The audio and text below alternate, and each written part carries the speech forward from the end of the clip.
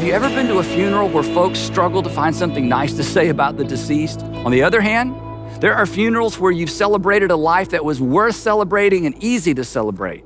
And what was the difference? Not the awards the person won, or the attention they received, or the money they made. At a funeral, you don't celebrate what a person accumulated or hoarded or held on to.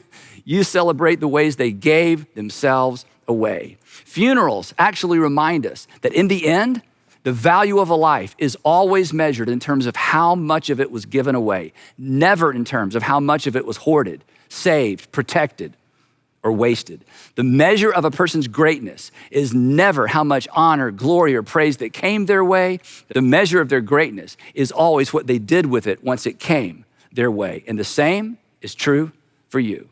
So, is it any wonder that God created us to know intuitively that glory is never to be hoarded? Is it any wonder that he asks us to examine every option through the lens of what's most honoring to him and to the people around us?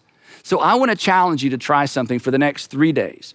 For the next 3 days, every time you make a decision, I want you to ask yourself this question: what would be most honoring to God? What would be most honoring to God? Now, and this is important, I'm not asking you to do what you suspect might be most honoring to God. I'm just asking you to ask the question. I mean, it's your life. You can do with it whatever you please, but there's no harm in pausing and asking the question, right?